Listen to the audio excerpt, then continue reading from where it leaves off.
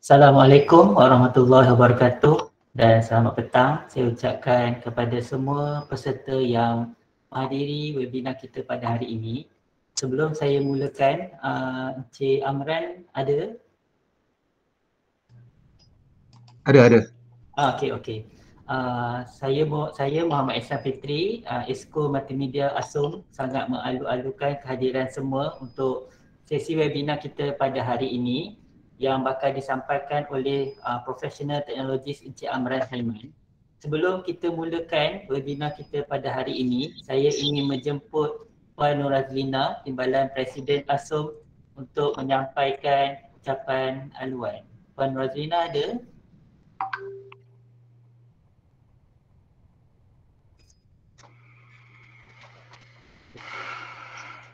Kalau tak ada, Encik Zaimi ada?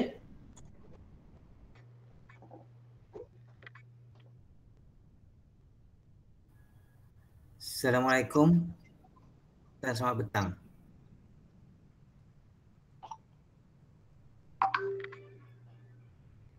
Okey, Cik Zaimi boleh mungkin 5 minit.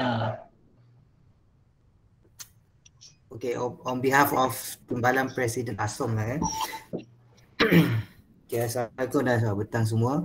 Okay, terlebih dahulu saya ucapkan ribuan terima kasih kepada tamu jemputan ceramah kita TS Amran Saiman daripada Universiti Tauji Mara ataupun UiTM Shah Alam atas kesudian beliau untuk bersama-sama kita dalam sesi webinar pada petang ini anjuran ASUM. Okay. Rasanya ini adalah bilangan kedua mulai pada tahun inilah. Dan kita mencadangkan supaya sesi ini akan berterusan sehingga ke hujung tahun.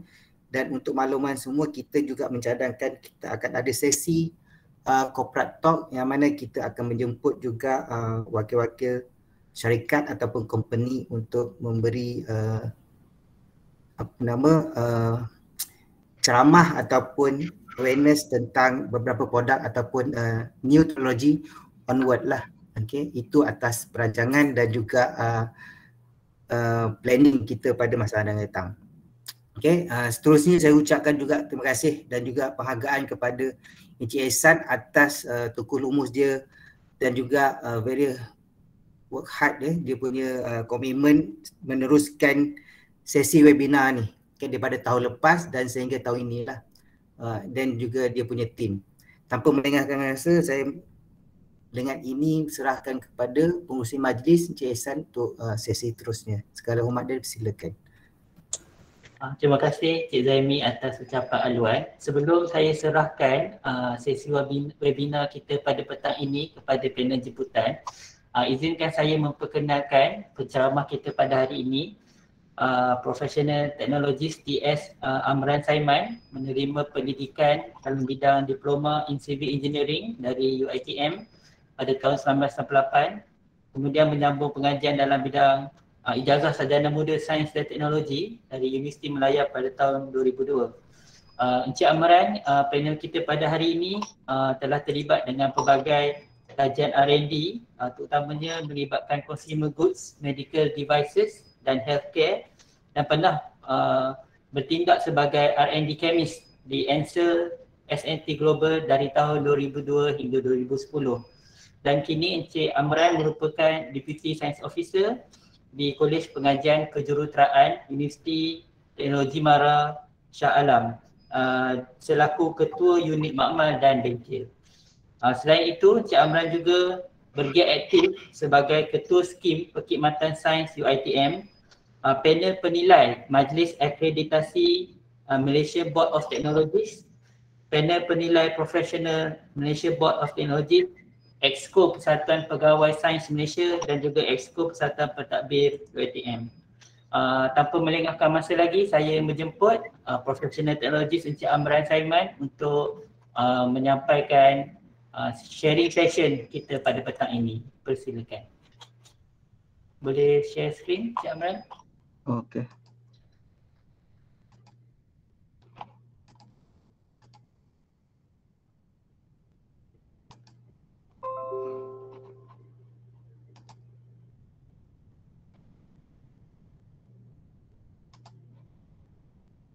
Okey Ihsan, nampak? Ihsan? Oh, okey, semua okey. Okey, bismillahirrahmanirrahim. Assalamualaikum warahmatullahi wabarakatuh. Okey, terima kasih kepada Persatuan Pegawai Sains di Kementerian Kesihatan Malaysia kerana sudi menjemput saya untuk sharing session pada hari inilah. Cerita ni bermula apabila semua pegawai sains bersatu hati untuk menubuhkan Persatuan Pegawai Sains Malaysia, di mana Setiausaha ASOM Encik Zuhaibi dan pengerusi Presiden Encik Nik Muhammad Nazmi minta untuk membuat sharing session lah untuk MBOT ni. Actually sharing session hari ni tak panjang kan. Dia pendek je. So saya ceritakanlah pengalaman kita bagaimana untuk mendapatkan pengiktirafan profesional MBOT lah bagi teknologis dan hidroteknik. Okey, kita cerita sikit pasal latar belakang penubuhan MBOT. Dia bermula pada 10 bulan 6 2010 di mana pengiktirafan pada graduan pendidikan dan latihan teknikal dan vocational TVET lah. Dan pada 29 bulan 9 2010 Kabinet bersetuju dengan inisiatif penubuhan MBOT dan seterusnya pada 14 bulan 11 2014 Kabinet meluluskan rang undang-undang mengenai MBOT dibentangkan di Parlimen. Pada 23 bulan 4 2015 rang undang-undang MBOT diluluskan di Parlimen. Dan pada 4 bulan 6 2015 Akta Teknologis dan Juruteknik 2015 Akta 768 diwatakan dan seterusnya dikuatkuasakan pada 1 bulan 8 2015. Ini sedikitlah penubuhan MBOT. Okey, MBOT ni adalah sebuah badan profesional di bawah Akta Teknologis dan Juruteknik 2015 Akta 768. Misi dia menjadi badan profesional bertaraf dunia bagi teknologis dan juruteknik. Objektif dia mengangkat martabat, keterserahan dan pengiktirafan terhadap profesion teknologis dan juruteknik. Dan misi dia untuk menaikkan tenaga kerja mahir yang diperlukan untuk mencapai ekonomi berpendapatan tinggi dan untuk melindungi keselamatan dan kesihatan awam. Okay, mana-mana yang berminat untuk dapatkan Akta 768 boleh scan QR code. Dia akan terus link kepada Akta 768. Okey, apakah yang membezakan MBOT daripada badan profesional yang lain? MBOT ni mengiktiraf profesion berasaskan teknologi berbanding profesion berasaskan disiplin. Okey, skop amalan dia A. Perkhidmatan teknikal berkenaan dengan mana-mana operasi yang berhubungan dengan pengujian produk, pentaulihan produk dan penyelenggaraan produk. B. Perkhidmatan teknologi berkenaan dengan mana-mana operasi yang berhubungan dengan pembangunan produk, pembuatan produk, pengujian produk, pentaulihan produk dan penyelenggaraan produk. Ini yang tertulis dalam Akta 768 lah untuk TS. Apakah fungsi MBOT? Bukan dah ada BEM kan? BEM ni Board of Engineer Malaysia. Seperti yang kita tahu, BEM adalah badan untuk mengawal selia kerja-kerja kejuruteraan bagi graduate engineer, professional engineer, inspector of work. Sehinggalah kepada badan yang menyediakan khidmat kejuruteraan, checker etc. Manakala MBOT pula adalah untuk kumpulan teknologis dan technician. Misi MBOT adalah untuk menaikkan kedudukan, visibility dan juga pengiktirafan kepada teknologis dan technician sebagai bidang profesional sama seperti IR. MBOT mengambil rujukan daripada Canadian Council of Technicians and Technologists tapi diubah untuk memenuhi ketepatan.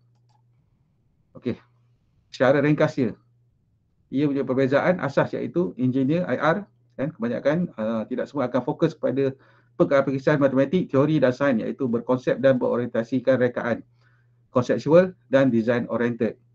Manakala teknologis akan mentaksir idea, konsep dan rekaan IR tadi kepada yang sebenar, lebih hands-on atau berorientasikan aplikasi fizikal. Contohnya terlibat dalam proses pengiraan atau menguji produk atau proses. Technician fokus kepada pelaksanaan kerja, akan membuat kerja-kerja yang telah direkod oleh PE atau membuat kerja-kerja yang ditetapkan dalam SOP yang dibuat oleh TS. Okay, ini kita ambil contoh kan. Engineer akan buat formal design. Ni formal design ni biasanya digunakan dalam industri kita buat glove lah. And then untuk membuat glove tu adalah kerja-kerja oleh teknologis. Kan? Ambil contoh lagi, katalah teknologis ni dia akan mentaksir idea, konsep dan rekaan berdasarkan design input lah kepada yang sebenar, lebih hands-on atau berdasarkan aplikasi fizikal. Katalah glove tu design input dia mengikut EN388 kan, kita nak abrasion resistor level 4. Tear level 3, puncher level 2 dan cut resistor level 1. So nanti teknologis akan tafsir dapatkan material atau proses yang terbaik untuk meet all the requirement untuk merealisasikan projek tersebut. Itu fungsi teknologis.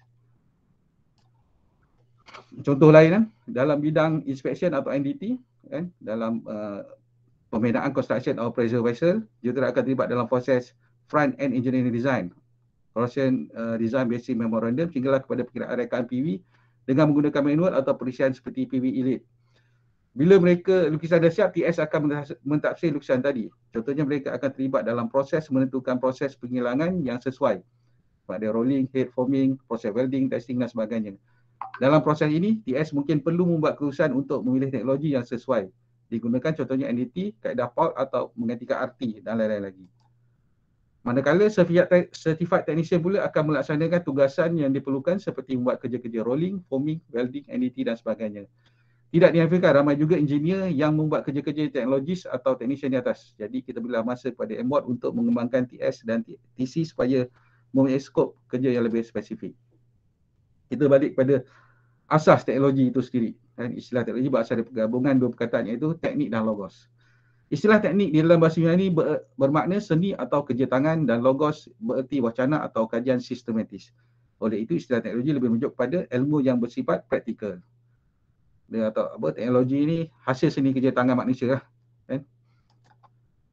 Okey, fungsi MBOT.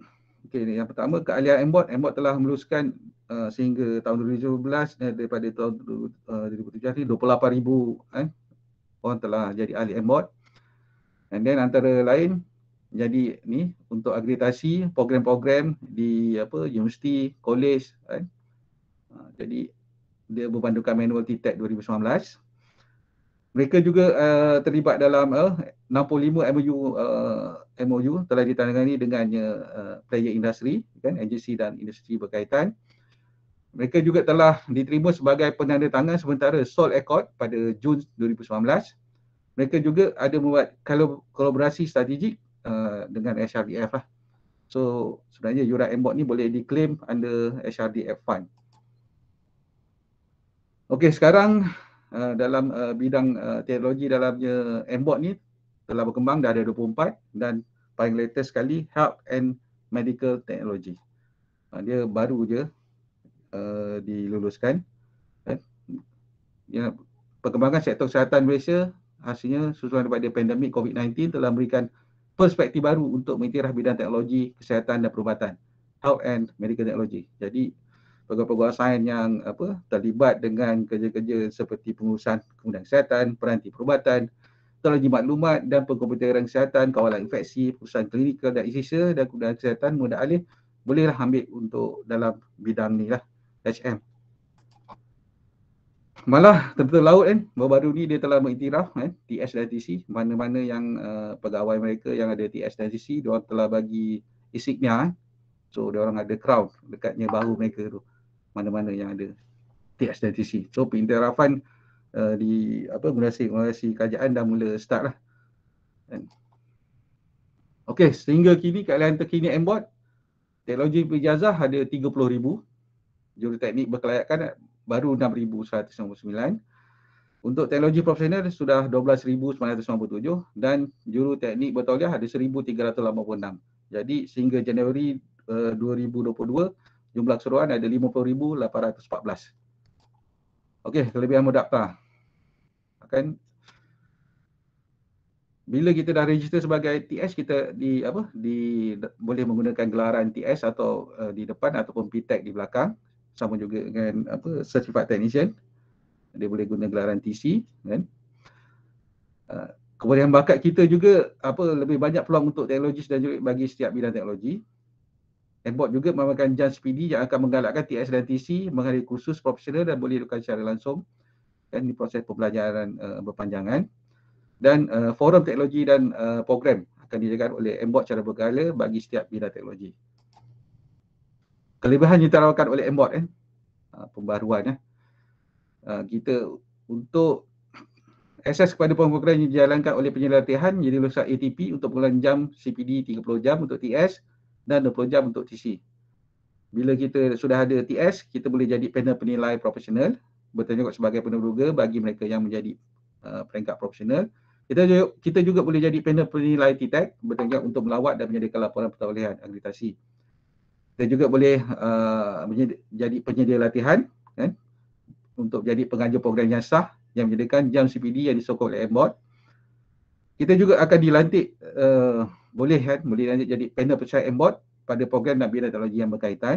Mungkin kalau ada bidang baru yang kita nak suggest pada pihak MBOT, kita boleh jadi panel pakar lah untuk teknologi tersebut. MBOT juga ada ni lah, buat ceramah, webinar, town hall dan ada keluarkan artikel, tekis. Ini contoh kelebihan yang diperakui di mana saya telah dilantik sebagai panel penilai profesional lembaga Dr. Malaysia. Dilantik juga jadi panel TTAC MBOT dan malah dilantik sebagai panel pakar projek dana Musti. Jadi kelebihan kita diperakui lah dengan adanya TS. Ini contoh apabila kita ada TS ni, kita boleh ada job sendiri, job bulat ni, dan kita boleh buat lah job rasmi kan, professional technologist. Seringkali ada yang bertanya, jika belajar bidang lain tapi kerja dan pengalaman bidang lain, boleh ke mohon sebagai TS? Ikut pengalaman saya, apa yang kami tahu ia dibenarkan oleh MBOT. Mungkin boleh berubah. Itulah keinginan MBOT. Ia mengambil kira pengalaman kerja kita jika belajar bidang civil engineering tapi pengalaman kerja bidang manufacturing. Anda berpeluang untuk mohon bidang teknologi manufacturing dan seterusnya bergerak TS. Ini antara penerbitan yang telah dilakukan oleh pihak MBOT. MBOT Tekis dan laporan tahunan MBOT lah. Mereka juga ada buat siri-siri webinar. Kita boleh buka je dekat FB MBOT. Kat situ diorang akan adakan lah date-date, tarikh webinar yang diorang anjurkan. Dan daripada webinar ni kita boleh dapat CPD lah untuknya kita nak renew nanti kita punya TS. Okey, mana-mana yang berminat untuk pendaftaran kalian, bolehlah scan QR code kan yang tertera. Ini catat alih untuk teknologis dan juruteknik dia punya proses dia lah. Daripada teknologi ijazah, kita ada penilaian profesional dan seterusnya. Bila dah lulus penilaian profesional tu, kita akan teknologis, bergelar teknologis profesional lah. Okey, ni dia punya secara detail kan, application dia. Kan kita untuk memula kita kena register sebagai graduate teknologis dan bayarannya RM50. Kita akan hantar kepada pihak MBOT. MBOT akannya membuat decision, board kan akannya buat decision, and then bila sudah berjaya, kita akan apply untuk professional assessment di mana bayarannya RM600. Dan bila board telah meluluskannya, kita apply untuk professional technologist dan bayaran RM350. So seterusnya untuknya renewal, setiap tahun kita perlu kena bayar RM200 lah. Ini untuknya juruteknik bertauliah. Sama je proses dia, cuma dia punya fee dia kurang sikit. Kan untuknya fee yang pertama untuk sebagai QT, Qualified Technician, fee-nya hanya RM30, dan untuk assessment hanya RM300, dan untuk processing fee application for Certified Technician bayarannya RM200, dan untuk yearly renewal adalah RM100 untuk Certified Tech. Okey, apa yang di-assess dalamnya masa kita buat professional assessment tu? Dia akan tanya competent dan commitment. So apa yang ditanya ialah knowledge and understanding. Dia tanya juga application to practice. Kita punya leadership, management, supervision, commitment, interpersonal skill dan professional conduct. So area ni lah yang biasanya akan ditanya semasa assessment nanti. Ni contohnya berapa lama masa dari GT, Graduate Technologist, ke TS atau QT ke TC. Berapa kos yang perlu dibayar. Ni contohlah, kebanyakannya akan selesai dalam masa 6 bulan ke atas terlalu pada jumlah pendaftaran dan panel penilai yang ada. Contohnya permohonan kami telah apply Graduate Technologist, mohon pada 13/11, bayar RM50. Lulus GT dan mohon TS 6/12. Seterusnya untuk penilaian 11/4, bayar RM600. Temuduga pada 19/5 dan kelulusan lulus pada 6/6/2020, bayar RM350. Ini dia punya time frame lah. Dia dalam masa 6 bulan lah. anggaran. Dia bergantung pada panel. Kos untuk TS kan, dalamnya 1000 dan pembaruan dalam 200. Kos untuk TC 530, pembaruan dia dalam 100 yearly. So nanti bila dah berjaya, pihak MBOT akan menghantar satu ni lah macam CJ perakuan kan, teknologis bijazah ni dan teknologis profesional. Dan bersama-sama tu dia ada juga bagi kita punya ni lah kad keahlian yang apa, kad Tashengo tu lah. So untuknya CPD kan, CPD ni kan, kita untuk TS kita perlu ada 30 CPD. So kita boleh dapat CPD tu daripada courses, training, workshop, kongres, seminar kan. Kita ada projek kan, jadi project member pun boleh claim, kita appointed as MBOT assessor, apa program hosted by MBOT. Malah program yang kita buat sekarang ni pun kita boleh claim CPD pada MBOT. Jadi mudah je untuk kita dapatkan MBOT punya CPD lah. Selain itu juga MBOT kan, kita boleh jadi satu badan yang approved training provider kan. Yang penting kita ada TS lah kan. Untuk kita apply untuk jadi MBOT approved training provider, kita kena hantar pada pihak MBOT kan, dengannya kena isi borang je lah kan, dan email pada cpd@mbot.org.my. Jangan lupa bayar 150. Okey, ini adalah dia punya link untuk kita monitor kita punya CPD kita, MBOT CPD system. So semua aktiviti kita kena register dalam ni. Dan katalah kita masuk webinar hari ini, kita claim berapa, katalah 1 jam. 1 jam mungkin 1 CPD. So kita register dalam kita punya MBOT CPD system. Kita letak attendant kita, letak surat email inviting ke apa semua tu as a proof of attendance, and then nanti pihak MBOT akan approve. So kita akan dapat 1 CPD lah untuknya hari ini. Jadi kita kena kumpul sehingga 30 CPD lah untuk TS. So ini untuk renewal dia kan. Untuk TS 200 dan untuk TC 100. Bagi mereka yang 60 tahun dah ke atas, so dia separuh dapat 100 untuknya TS, dan untuknya TC 50 saja. Bagi mereka yang telah luput dia punya TS dia, so kalau untuk reinstatement dia 1250 lah. So kalau kita dah ada TS ke TC ke, kita maintain lah setiap tahun untuk mengelakkan kena reinstatement. Okay, basically itu saja untuk hari ini kan, sharing session saya. So kalau ada apa-apa soalan, bolehlah utarakan pada Cik Ehsan. Okey, terima kasih Cik Amran atas perkongsian sebentar tadi. Di ruangan chat kita ada beberapa soalan. Yep. Okay, soalan pertama daripada Cik Muhammad Johar Yahya. Soalan, teknologis tu buat kerja macam method verification dalam makmal perubatan atau lebih complicated ke yang memerlukan kelulusan khas? Soalannya. Dia buat masa ni, kita MBOT ni tengah bergerak untuk kita untuk kat mana kita punya ni kan, kita punya ni lah fungsi dia kan.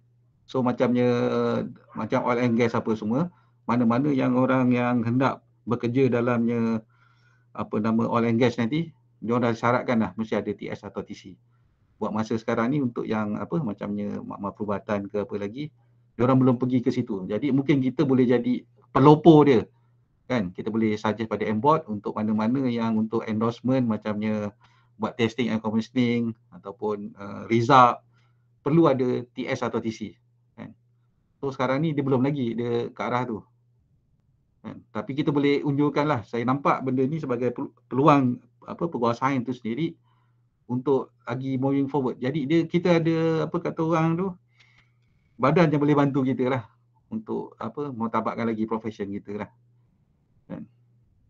Okey, terima kasih. Soalan daripada Encik Ahmad Bazli Abu Shu'aib. Soalan pertama, boleh Tuan share jenis soalan atau penilaian ketika fasa professional assessment siapa yang akan menjalankan assessment tersebut, apakah method assessment, dan jika tidak berjaya RM600 adakah akan perlu dibayar kembali untuk subsequent assessment. Cik Amran nak saya sambung soalan kedua ke nak jawab soalan first dulu Dia ke? apa, so far memang ada yang apa gagal untuknya apa bila dia buat assessment tu kan. Tapi biasanya susah nak gagal. Yang penting katalah bidang kita kerja sekarang kan. Kita memang buat biologi. Dan kita memang boleh dapat bidang biotech tu. Kan. Jadi pemilihan bidang tu kena tepat pada apa? Pada masa kita apply tu. Jadi kalau sesiapa yang nak apply tu kita boleh tanyalah pada yang dah ada TS ke TC ke kan untuk advice. Nak tanya pada saya direct pun boleh kan. Tak ada masalah yang itu. Kita boleh guide lah one to one. Tak ada masalah yang tu. Kan. Katalah kita macam pegawai sains fizik. Dia sesuai untuk ambil bidang ni nuclear radiation tu. Jadi bidang dia kena betul lah. Kan. Kalau kita salah ambil bidang tu biasanya antara yang alasan untuk kita tolak lah permohonan tersebut. Okey, soalan kedua, ada dua bidang yang menjadi perhatian untuk saya di KKM iaitu bioteknologi, health and medical technology. Jika mengikut maksud Akta 768, adakah profesion pegawai sains di KKM layak untuk memohon TS? Kerana pegawai sains di KKM kebanyakan terlibat dalam diagnostik sesuai dengan maksud perkhidmatan teknikal dan teknologi di bawah Seksyen 16. Yeah. So far ada pegawai sains yang di UiTM yang berkhidmat di Mama Diagnostik di hospital boleh dapat bidang tersebut lah. So tak ada masalah lah untuk pegawai tersebut untuk mengambil bidang tersebut. Boleh. Jadi dia memang cover dalam perkhidmatan teknikal lah. Kan kita buatnya run the instrument and then produce the result semua memang cover lah dalam kita punya area tu. Boleh menjawab tu Encik Azad. Sebab saya rasa ramai pegawai sains KKM memang kita terlibat dengan diagnostik. Mungkin perkhidmatan teknikal yang kita buat di Makmal, tapi saya rasa sebab mungkin tak ramai lagi dalam kalangan pegawai sains yang apply TS, mungkin perlu rujuk kepada pegawai-pegawai sains yang dah dapat TS, mana cara dia apply dan sebagainya. Tapi so far di UiTM yang makmal yang sama dapatlah. Tak ada masalah yang tu. Kan. Soalan seterusnya daripada Cik Muhammad Ajali, MBOT ni sebenarnya dalam Kementerian Sumber Manusia atau MOSTI? Dia kalau kita tengok dia bawah MOSTI ni. Tapi dia punya ni kita boleh claim bawahnya HRDF claimable. Kalau kita duduk macam di swasta ke biasanya boleh claim lah HRDF. Soalan daripada Puan Fariza Wan Abdullah, salam Cik Amran, kalau macam SO yang expert dalam bidang quality management system tidak termasuk ke dalam kriteria MBOT? Dia dalam quality ni? Quality management system. Nanti dia akan tengok dia KMS dia dalam bidang apa. Dia ada 24 bidang tu kan. So kita tengok mana yang paling relevan. Kan? And then dia follow juga apa kita punya job task yang kita buat hari-hari tu. Jadi kita tengok mana yang suitable, kita boleh suggest ke situ. Jadi kena tengoklah secara keseluruhan. Kan? Kadang dia QMS mungkin dia lebih kepada duduk katalah dalamnya lab yang ISO 17025 ke kan. Kan ada testing juga kan. So mungkin dia boleh lah kat situ nanti kita tengok apa testing. Boleh tanya direct ke? Boleh Puan Fariza, boleh. Okey. So, kami di Jabatan Standard ya, kita punya scientific officer, semua scientific officer tetapi dalam bidang management. Alright. Kalau macam saya sendiri I'm exposed dengan 4-5 quality standards lah ya, QMS untuk makmal. Ya, sama ada makmal calibration testing, makmal medical, makmal research, ya, makmal PT program, FILAS dan sebagainya. So bila saya cuba melihat kepada website MBOT, macam tak boleh nak masuk kat situ. Saya pun cuba apply juga, tetapi tak tahu nak channel ke kriteria yang mana. So tu kalau Encik Amran boleh terangkan kalau kami nak memohon bidang mana yang patut kami ambil sebagai kriteria technologies tadi tu yang sebenarnya bukan that practical technologies lah, but more on management system. Terima kasih. Okay. Yang apa nama, sebab kalau tengok betul lah yang Puan Fariza cakap tadi kan, dia mungkin kita antara bidang-bidang yang mungkin kita boleh suggest pada pihak MBOT lah untuknya perkembangan lagi. Sebab dia ni boleh boleh bertambah kan, tengok SNM. Kalau kita tengok dekatnya health and medical tu kan, H&M tu kan dia ada cover berkenaan dengannya pengurusan apa semua kan. Ya, betul. Mungkin kita try kat situ. Okey, so mana yang kata orang tu paling hampir.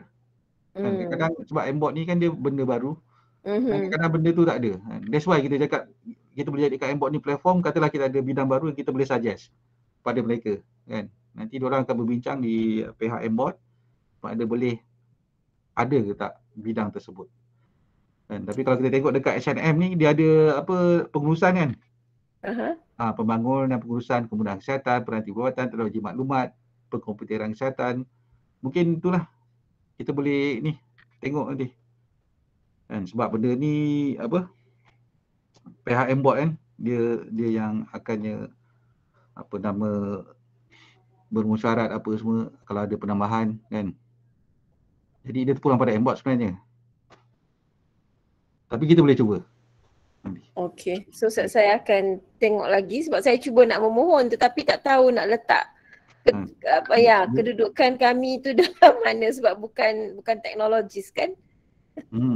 Okey. Alright. So boleh cuba memohonlah ni ya. Cubalah. Nanti dia akan tengok balik kita punya working experience kita. Sebelum ni Puan Fariza pengalaman kerja memang masuk di jabatan standard terus ke? Saya hanya 5 tahun di IMR. Lepas tu terus buat management. Di IMR tu berapa lama? 5 tahun je. Boleh try guna yang IMR punya pengalaman untuk apply MBOT tu. Tapi terlalu sedikit kot. Kan? 5 tahun banding dengan 20 tahun dengan QMS kan rasa macam betul. Mungkin boleh saya tambah sikit ke TS Amran? Ya, Mi. Tambah Mi. Yang saya yang menarik perhatian dekat sini, saya rasa kita boleh kembangkan bidang tersebut macam baru tadi TS Amran ada mention HM atau Health Medical Testing it just new approved kan, baru saja dia betul.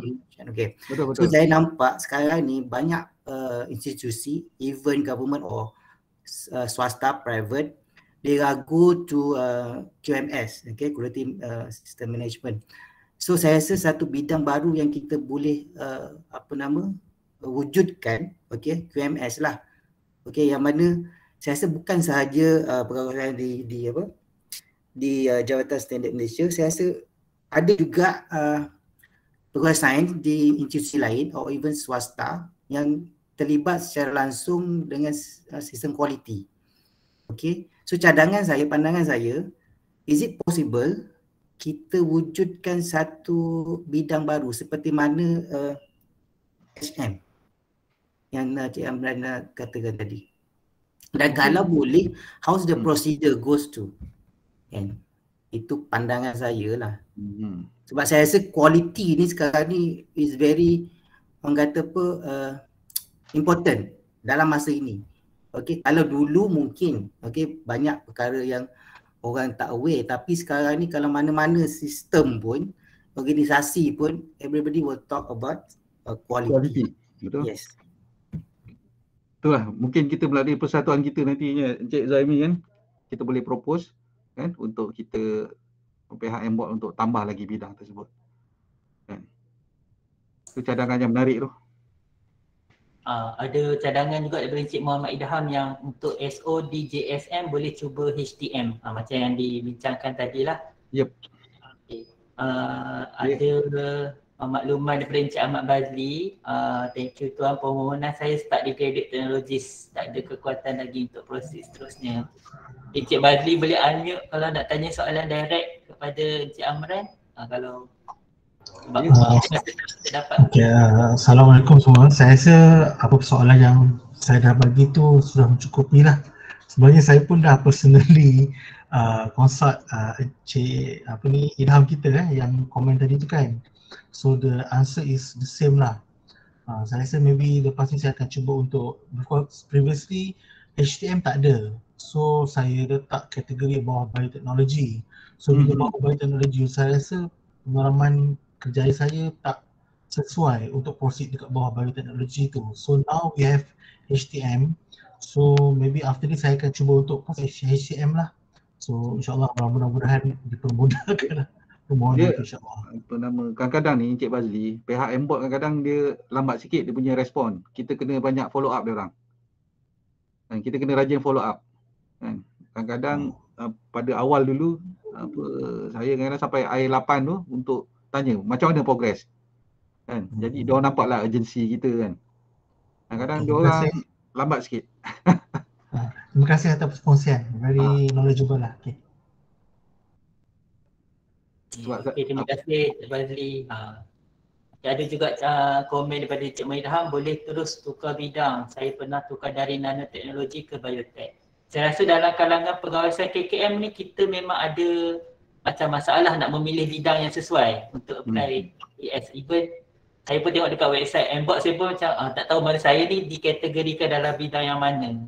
Mungkin hasil perbincangan hari ni Cik Aman boleh cadangkan kepada MBOT. Sin kita dah ada bidang HM tu memang sesuai lah untuk kita masuk ke situ. Saya masih lagi membuka sesi Q&A kepada peserta yang berminat untuk bertanya. Kita ada 150 orang, hampir 150 orang peserta kita pada hari ini. Ramai juga Dia setiap kali webinar memang ramai macam ni Ihsan? Kali ni saya rasa yang paling top lah. Paling ramai peserta lah kali ni. Jadi mungkin dalam kalangan pegawai sains KKM ramai yang berminat sebenarnya, tapi kita mungkin tak tahu macam mana cara, bidang mana yang sesuai, etc. Dia apa-apa hal itulah register dulu graduate technologist tu. First step dia. First step graduate technologist. And then kita prepare CV kita upload dalam GT tu. Kan? Nanti bila diorang dah modal dia RM50 yang pertama tu, and then kita tunggu decision by board. Bila board dah lulus, barulah kita next step. Kalau dia board and then kita bila dah tengok CV kita, dia tak puas hati, nanti dia akan ada bagi satu macamnya karangan lah, macam essay untuk kita justify kenapa kita layak untuk dapat TS tu lah. Nanti kena prepare lah yang tu. Dia macam kena buat portfolio jugalah. Kan? Tapi asas dia kalau kita usahakan mudah lah tu. Encik Amran ada permintaan daripada Puan Fariza, boleh share screen kaedahnya. Mungkin saya rasa yang flow chart tadi kot macam cara nak apply. Sebab bila saya buka tu saya tak nampak yang kata bidang baru health tu. So dua pemilihan yang ada tu adalah teknologis dengan professional teknologis tu. Dia bidang tu baru je diluluskan. Kan? Memang tak ada lagi lah on the website. Mungkin tak ada lah tu. Okay, kalau macam tu saya on the right website lah, sebab saya cuba cari tadi saya tak nampak yang health tu. Dia baru je. Okay. Okay, ada soalan daripada Encik Hazimin. Assalamualaikum, TS Amran, berapa tempoh masa untuk dapat TS jika semua berjalan lancar? Dia macam saya present tadi, dia 6 bulan ke bawah lah. Dia bergantung pada panel. Kalau bidang yang kita pilih tu panel dia ramai, dia cepat sikit lah. Ada setengah bidang tu panel dia tak ramai, macamnya nuclear radiation tu bidang dia tak ramai, jadi mungkin lambat sikit kan. Tapi kalau bidang yang panelnya ramai, dia akan cepat lah. So anggaran dia 6 bulan ke bawah untuk kita dapat sampai TS lah. Kalau dia lambat lagi, kita kena follow up lah. Tapi dulu dia punya staff tak ramai, sekarang dah ramai lah nampaknya. Mungkin lagi efisien kot.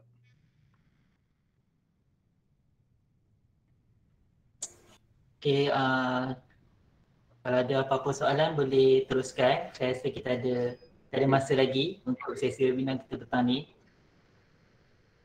Dia bukan apa, bila kita ada apa profesional ni kan, dia bagus untuk kita punya kerjaya lah. Dia ada jadi apa professional credential dia panggil kan.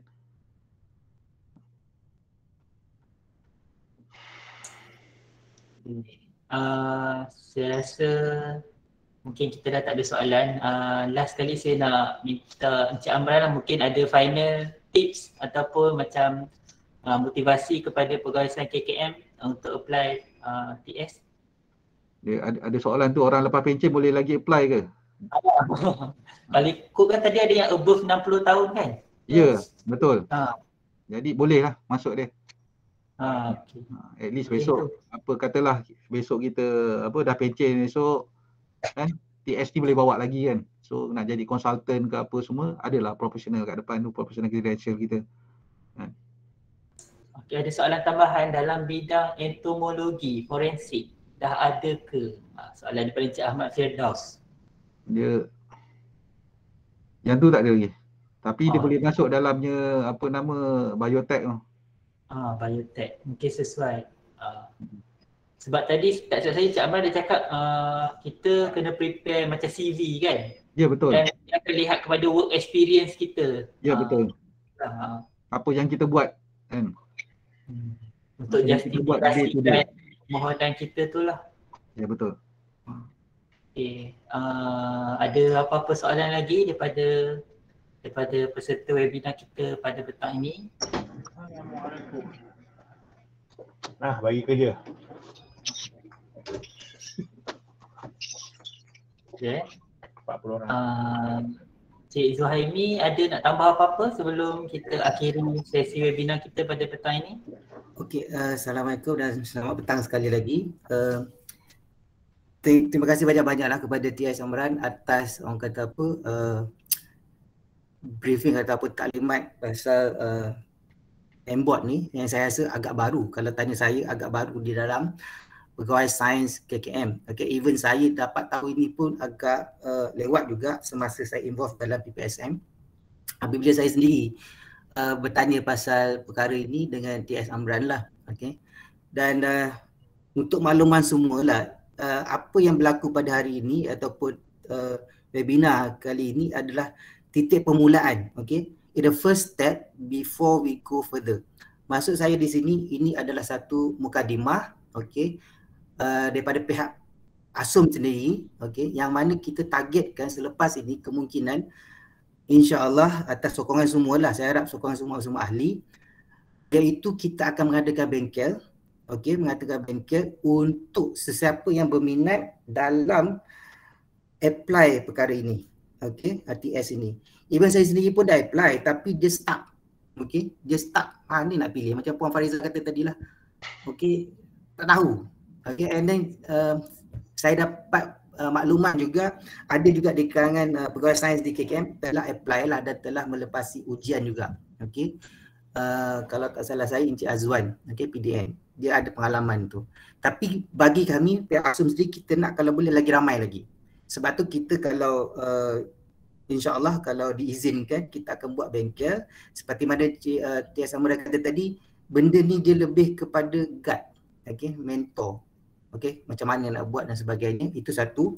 Yang keduanya kita lihat daripada segi bidang-bidang baru, okay, bidang-bidang baru yang bila kita propose dan cara dia macam mana, yang ini pun mungkin kita akan fikirkan bersama macam mana kita nak propose kepada MBOT. Okay, macam Puan Rizal kata tadi, quality QMS saya rasa amat penting. Okay, di mana-mana institusi pun QMS tu adalah salah satu elemen. Okay, di selain daripada teknologi, but the QMS tu adalah salah satu elemen yang penting dalam satu organisasi, okay, untuk berfungsi. Sebagai recap ni, kalau sebelum kita bersurai, okay, kalau ikutkan bayaran tu kita kena ada lebih kurang 1,000 lah, okay, untuk dapatkan proses A to Z. Lepas tu tempoh dia sehingga 6 bulan, okay. Renew dia 200 untuk less than 60 years and more than 60 years is 100. Lepas tu satu nak tanyalah sebelum kita ni, ada tak dia punya maintenance assessment. Adakah cukup dengan CPD 30 poin saja, Cik Amran? So far yang diamalkan dia suruh maintain CPD sajalah.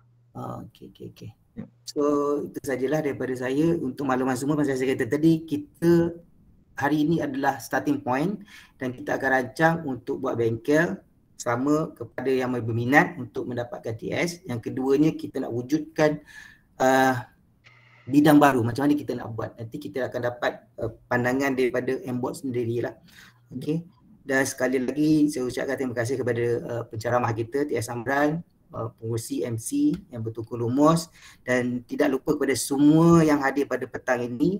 Okey, ahli-ahli ASOM dan ada juga ahli-ahli PPSM dan mungkin institusi lain. Okey. Teruskan menyokong kami di masa-masa akan datang. Pulang kepada pengurusi sekalian. Cik Amran, ada satu soalan terakhir. Untuk pemegang degree Medical Laboratory Sciences, boleh apply ke? Boleh. Dia boleh ambil biotech pun boleh. Kalau dia duduk kat hospital tu HM pun boleh tu. Okey, saya harap menjawablah soalan Puan Nurzawati. Kalau Idham tu Idham pun MLT kat dulu. Ada tadi yang jawab tu kan, dia TS Idham tu dia MLT. Okey, akhir sekali saya mewakili pihak ASOM mengucapkan ribuan terima kasih kepada TS Amran atas perkongsian pada hari ini, dan ribuan terima kasih kepada semua peserta yang menghadiri dan menyokong ASOM pada sesi webinar kali ini. Diharap kita dapat bertemu lagi pada sesi webinar akan datang.